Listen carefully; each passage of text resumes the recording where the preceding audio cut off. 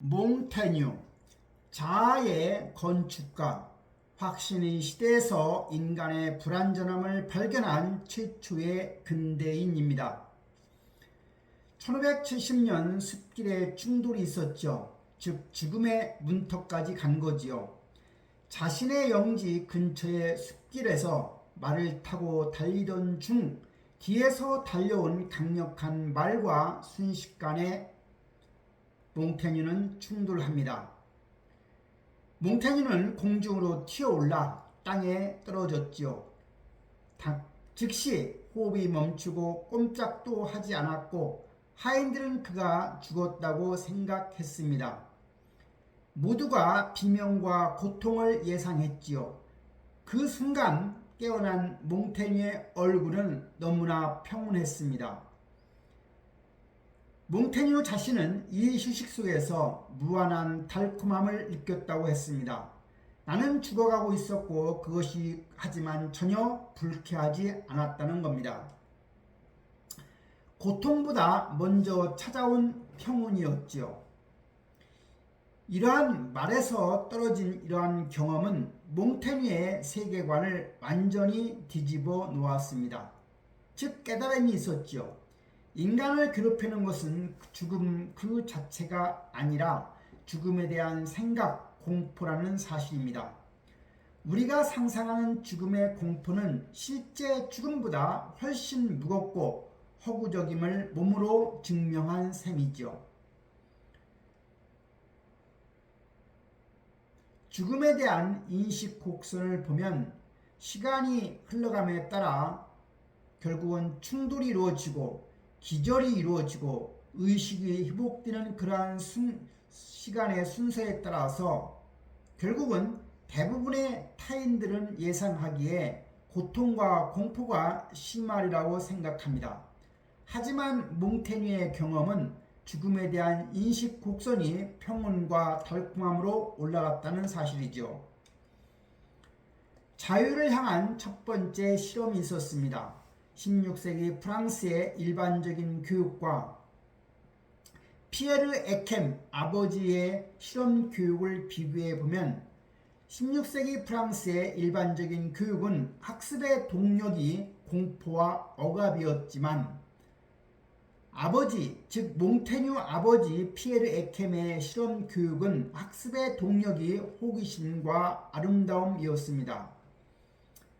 16세기 프랑스의 일반적 교육이 언어 습득 방식이 바로 매를 맞으며 라틴어 문법을 암기하는 거였습니다. 하지만 몽테뉴의 아버지 피에르 에켐의 실험 교육은 언어 습득 방식이 집안 전체에서 라틴어만 사용함으로써 자연스러운 몰입이 되도록 했던 거지요. 16세기 프랑스의 일반적 교육이 하루의 시작이 고함이나 거친 종소리였는가 하면 피에르 에켐 몽테뉴의 아버지의 실험 교육은 하루의 시작이 악사를 불러 부드러운 음악 선율 속에서 기상하게 한 거지요.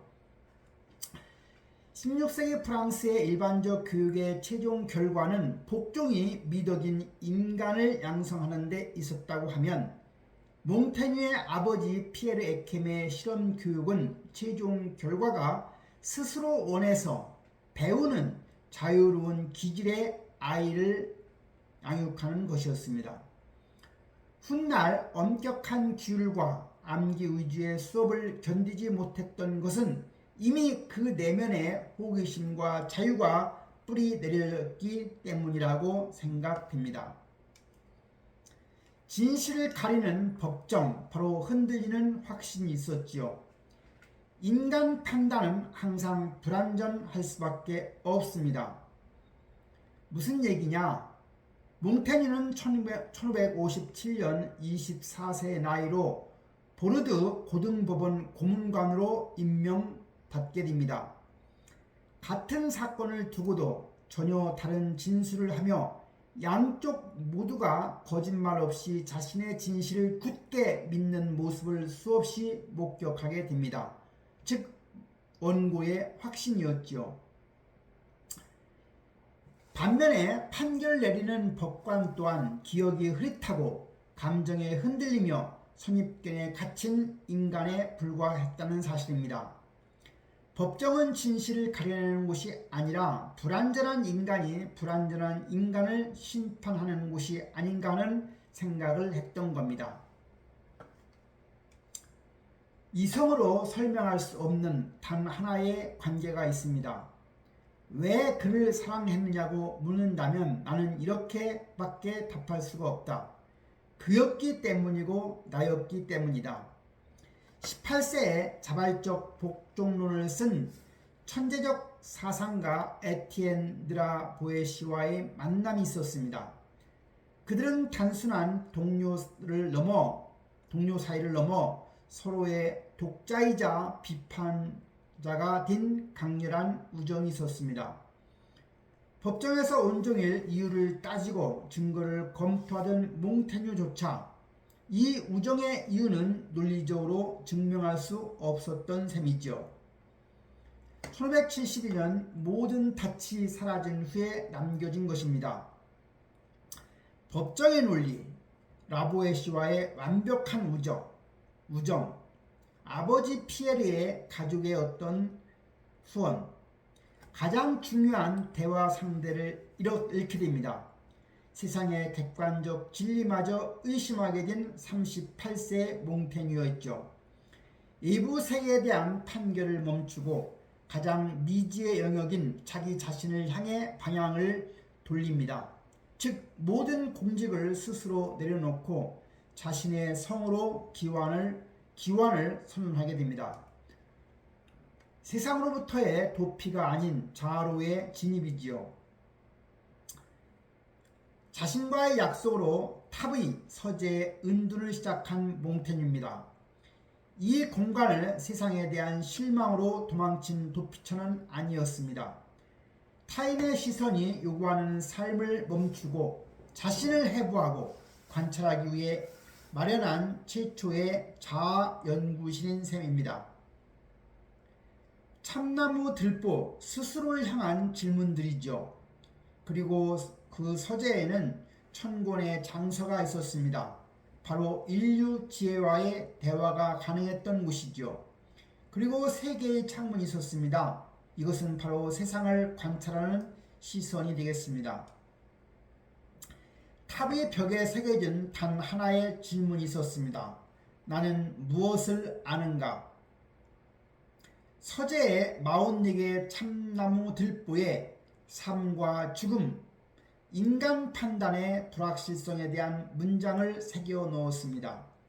한때 법정에서 타인의 옳고 그름을 심판하던 몽테뉴 즉 고문관은 이제 철저히 자신을 향해 묻기 시작한 거지요.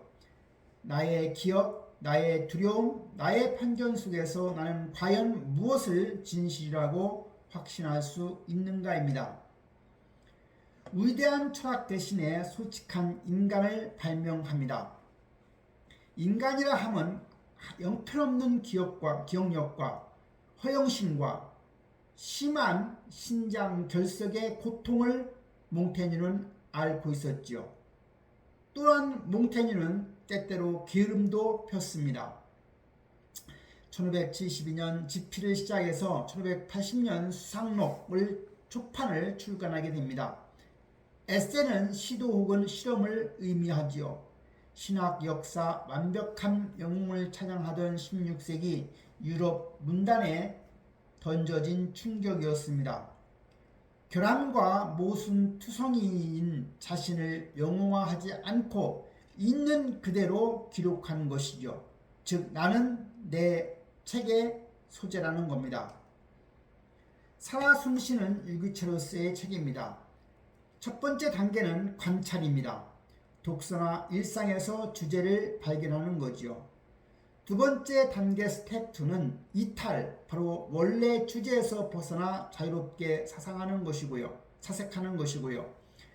스텝 3는 희귀 및 의심입니다.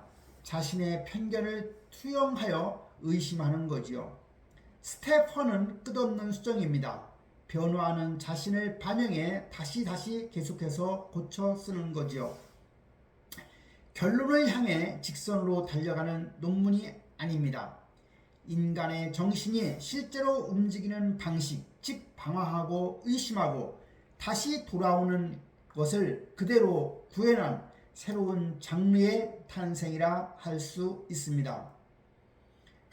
광신과 폭력의 시대, 관용을 제한하다입니다. 시대적 배경은 가톨릭과 개신교의 극단적 유혈 사태입니다. 1572년 종교전쟁이 발열하죠. 맹신자와 해의주자입니다. 맹신자라 함은 진리의 성격이 절대적 진리였습니다. 내 종교만이 정답이라는 거지요. 반면에 해의주자는 진리의 성격이 주관적 인식입니다. 우리의 판단은 늘 틀릴 수 있다고 본 거지요. 맹신자의 경우의 행동의 결과는 확신이 클수록 잔혹해집니다. 학살과 폭력이지요. 해의주의자의 행동의 결과는 스스로 불완전함을 인정하는 겁니다. 바로 대화와 관용이지요. 맹신자의 타자를 보는 눈은 문명 대 야만입니다. 나와 다르면 적으로 본 거지요. 반면에 해의주의자는 타자를 보는 눈이 야만이라는 우리의 기준에서 벗어난 것들을 부를 뿐입니다. 마지못해 수락한 시장직, 느린 평화를 선택하는 거였습니다. 1581년부터 85년까지 보르도 시장으로 두 차례 재임하게 됩니다. 양극단으로 치닫는 가톨릭과 개신교 사이에서 어느 쪽도 편도 들지 않고 타협점을 몽테뉴는 모색해 갑니다. 승리와 영광입니다. 극단적 요구를 거부하고 전쟁 중에도 도시가 무너지지 않는 느린 평화를 유지하려 애썼습니다. 몽테뉴의 핵심 철학이라 함은 이데올로기적 확신보다 인간의 생존을 우선시한 해의주의의 실천입니다. 죽음 앞에서 필요 이상으로 용감한 척하는 것이야말로 어리석은 일이라 하였지요.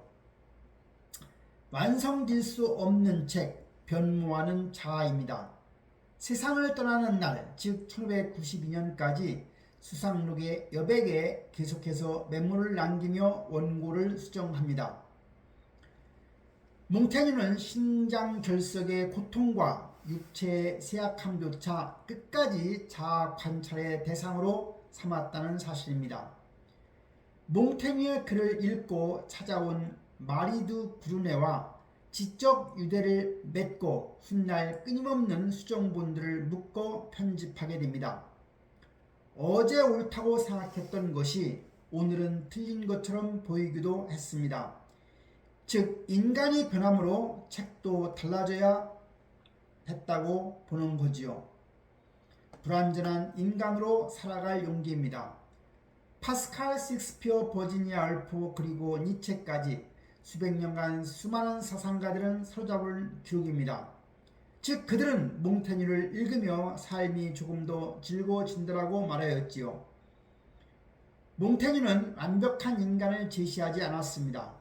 몽테뉴 자신은 기억력이 나쁘고 모순적이며 스스로를 다 이해하지 못하는 존재로 보았습니다. 바로 우리 자신을 그려냈던 거지요. 죽음을 배우는 것은 자유를 배우는 것이라 했습니다. 탑의 서재에 남겨진 나는 무엇을 하는가라는 질문은 정답이 아닌 우리 자신을 끝없이 돌아보게 하는 영원한 겨울이 된 겁니다.